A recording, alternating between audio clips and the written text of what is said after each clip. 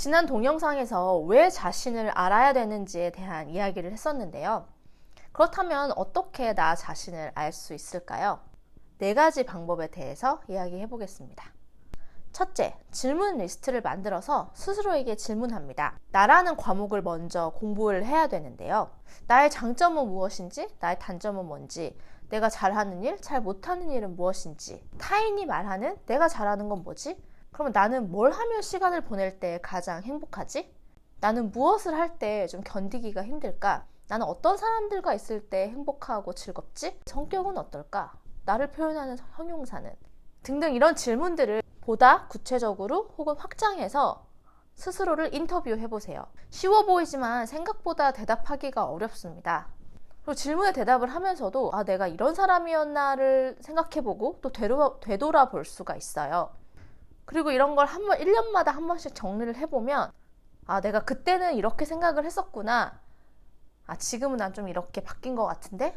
라고 생각하면서 좀 변화하는 나 자신도 좀 체크해 볼 수가 있습니다. 그래도 모르겠다면 제3자가 돼서 나를 관찰합니다.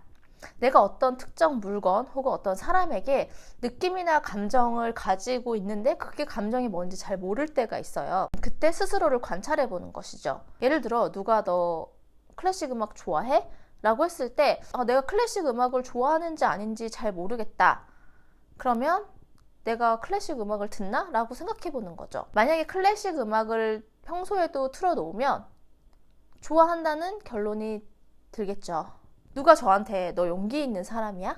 라고 물어본다면 저는 제가 제 스스로의 예전 행동을 관찰해보고 저는 용기 있는 사람이에요 라고 얘기할 수 있을 것 같아요. 왜냐면 저는 진짜 예전에 돈도 없는데 그 비싼, 물론 한국에였지만 MBA를 가서 졸업을 했고, 또 제가 최근에는 회사를 과감히 그만두고 제2의 커리어인 코치, 강사를 위해 박사 과정을 선택한 점, 이런 거를 제 행동을 돌아봤을 때 저는 좀 용기 있는 사람이다 라고 제가 얘기할 수 있을 것 같아요. 그래서 우리는 무조건 나라는 과목에 대한 공부가 필요합니다. 여러분의 나 과목 점수는 몇 점일까요? 둘째, 주변 사람들에게 자신에 대해서 물어봅니다. 우리가 우리 스스로 생각하는 내가 있고 또 타인이 생각하는 내가 있을 수 있잖아요. 조하리의 창이라는 이론을 보면 4가지로 나를 분석할 수 있는데, 나도 알고 타인도 아는 나, 나는 모르고 타인이 아는 나, 타인은 모르고 나만 아는 나, 나도 타인도 모르는 나. 스스로 나는 이런 사람이라고 생각하는 것과 또 주변 사람들이 생각하는 나가 일치하는 부분도 있지만 일치하지 않는 부분들도 있을 수 있어요. 그래서 다른 사람이 생각하는 나에 대한 이야기를 들어볼 필요가 있습니다. 남을 통해 나의 부족한 점을 보고 또 개선할 수가 있거든요. 예를 들어 나는 마음이 따뜻하다 라고 스스로를 생각하고 또 가까운 사람들도 비슷하게 생각하는데, 나를 잘 모르는 사람들은 쟤는 좀 차가운 것 같아, 좀 어려운 것 같아 라고 보고 있을 수 있습니다. 그렇게 다른 사람들이 생각하는 게 별로 신경이 안 쓰이면 그냥 신경 안 써도 되는데, 괜한 오해를 사기 싫거나 혹은 이런 부분들을 개선하고 싶다면 왜 그럴까를 생각합니다. 이래저래 고민하다 보면 몇 가지 생각이 들 수가 있는데요. 한 예로 마음과 달리 말투가 좀 강할 수 있다면 말투를 좀 더 부드럽게 바꿔보는 노력을 할 수가 있습니다. 의견이 달라도 what to say가 아닌 how to say가 훨씬 중요한데, 이런 표현법을 바꿈으로써 커뮤니케이션을 더욱 효율적으로 할 수 있기 때문이죠. 그리고 남을 통해 나의 강점을 발견한 경우도 있습니다. 다른 사람을 통해서 내가 잘하는 것, 나의 좋은 모습을 파악할 수도 있어요. 누구보다 열정적이라는 피드백을 다른 사람들에게 공통적으로 듣는다면 나 자신은 그냥 열심히 산 건데 남들은 저렇게 나를 좋게 봐주고 있구나 라고 생각했던 적도 있습니다.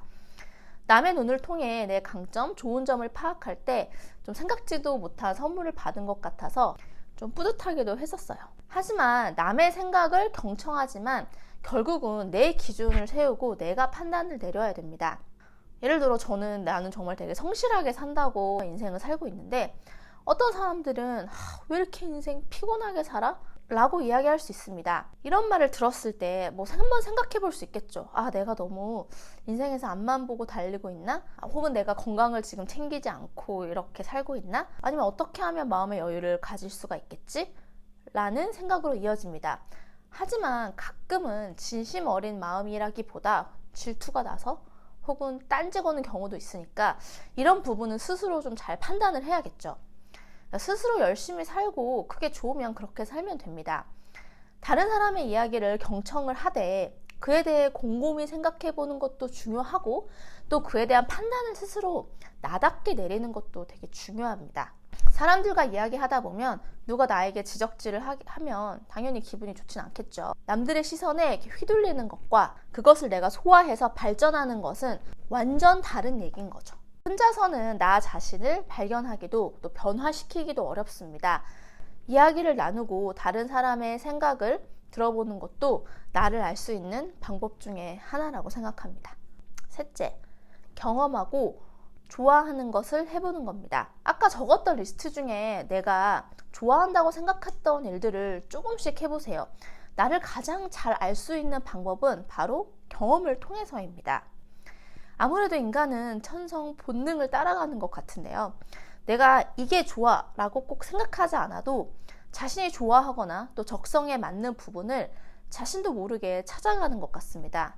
물론 그걸 잘 하느냐는 또 별개의 문제지만요. 저는 대학교 때 이제 신문사 기자 활동을 했습니다. 그 당시 학교 신문에 기사를 쓰는 것에 대해서 너무 스트레스를 받아서 글쓰기가 재밌다고 생각해 본 적이 없어요. 시간이 흘러서 이제 졸업 후에 기회가 돼서 책을 쓰게 됐는데 출판사에서 저한테 글을 깔끔하게 쓴다고 하는 거예요. 그때 처음으로 제가 내가 글을 괜찮게 쓴다고 생각을 하게 됐습니다. 그리고 또 시간이 흘러서 제가 브런치 블로그에 이렇게 글을 쓰게 됐는데 제 생각을 표현하고 또 정리하는 게 되게 재밌다고 느껴졌습니다. 그래서 더 잘 쓰고 싶다는 생각도 들고 그래서 더 노력하게 되는 것이죠. 물론 글 쓰는 게 결코 쉬운 일은 아니고요. 하지만 제 생각을 정리하고 나누고 이런 경험이 저를 또 성장해 주기 때문에 저는 글 쓰는 게 어렵지만 좋습니다. 그리고 왜 여행에 대한 스타일도 각각 다르잖아요. 그러니까 저는 도시 관광 여행보다 이제 자연이 있는 휴양 여행을 지금은 선호하는 편인데요. 대학교 때 제가 돈을 열심히 모아서 3주간 혼자 유럽 여행을 간 적이 있어요. 프랑스를 갔었는데 루브르 박물관을 보면서 정말 그 당시 아무런 감흥을 느끼지 못했어요. 그때는 이제 몰랐었는데 이제 좀 일상에 더 회사를 다니면서 치이기도 했지만 예쁜 바다, 이제 산, 이런 휴양, 이제 잘 힐링할 수 있는 그런 여행을 더 좋아하는구나. 지금은 나랑 그런 스타일이 더 잘 맞구나 라는 것을 알고 나서 이제 좀 그런 여행 위주로 가려고 하는 것이죠. 하지만 또 이 또한 변하는 게 세계 역사에 대해서 또 제가 공부를 더 열심히 하고 나이가 좀 더 들면 도시 관광 여행, 유적지 여행, 역사 여행을 하고 싶은 또 그런 생각도 들기 시작했습니다. 그러니까 경험을 통해서만 진짜 내가 무엇을 좋아하는지, 인생에서 무엇을 원하는지를 알 수가 있습니다. 그리고 무엇보다 경험을 통해 발견한 내가 진짜 나입니다. 생각만 하는 나는 진짜 나가 아닐 수도 있어요.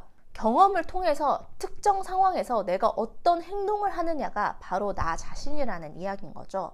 한두 번의 실수와 실패가 아니라 계속되는 나의 행동의 패턴이 있다면 그게 바로 지금의 나인 거죠. 물론 그런 나는 또 바뀌어질 수 있는 거지만 어쨌든 지금 현재 나는 그런 상태라는 것이죠. 긍정적인 나를 발견할 수도 있고 찌질한 나를 발견할 수도 있습니다. 그래도 그게 나이기 때문에 내가 발견한 그대로의 나를 받아들이는 자기 수용을 한 후에 그 다음 스텝은 강점을 강화하고 또 약점을 보완하는 자기 개발을 하는 것이죠. 그리고 경험은 나를 발전시켜주기도 하고 또 나를 변화시키기도 합니다. 그래서 인생에서 도전하는 것, 경험하는 것이 진짜 중요합니다.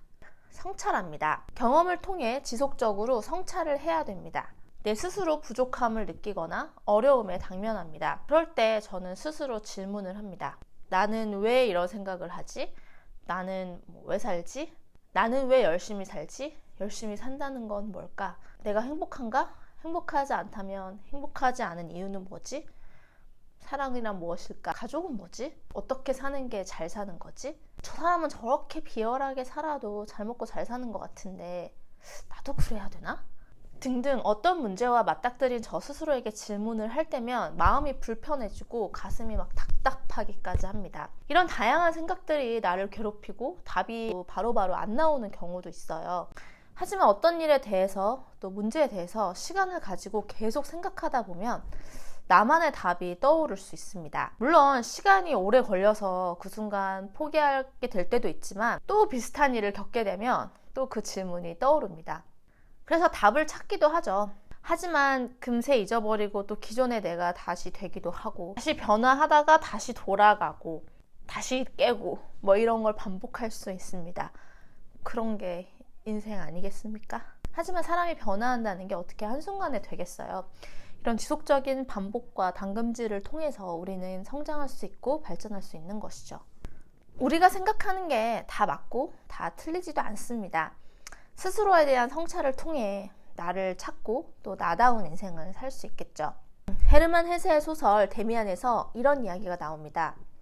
새는 알에서 깨어나려고 투쟁한다. 알은 세계이다. 태어나려는 자는 하나의 세계를 깨트려야 된다. 우리가 새가 되어 날고 싶으면 우선 스스로를 알기 시작해야 됩니다. 모든 것은 거기서부터 시작됩니다. 하지만 나 자신이 나를 알기 위해 우리 스스로 투쟁해야 됩니다. 그리고 나를 발견하고 필요하다면 현재의 나를 긍정적으로 변화시키는 것. 그게 바로 자기계발입니다. 그래서 저를 많이 찾았냐고요? 그래도 예전보다 저에 대한 많은 조각을 찾아서 그런 나라는 퍼즐이 조금씩 완성돼 가고 있습니다. 사실 아직도 나를 찾는 과정 속에 있는데요. 무엇보다 이 세상의 풍파에 유연하게 흔들리되 뿌리 뽑히지는 않는 삶의 기준을 땅속에 굳건히 하는 작업들을 하고 있는 것이죠. 예전에는 막 세찬 바람이 막 불어오면 인생에 막 풍파가 닥쳐오면 막 진짜 완전 흔들리고 막 멘탈 나가고 장난 아니었거든요. 또 데미안에서 주인공인 싱클레어가 이제 크나우어라는 아이한테 이렇게 얘기합니다. 아무것도 해줄 수 있는 게 없구나, 크나우어. 사람들은 이런 일에서 서로 도울 수가 없단다. 나를 도와준 사람도 아무도 없었어. 내 스스로 해내려고 애써야 돼. 그리고 정말 내 본질로부터 나오는 것. 그걸 하면 돼. 다른 길은 존재하지 않는단다. 내가 너 자신을 찾을 수 없으면 다른 영혼들도 찾을 수 없다고 생각해.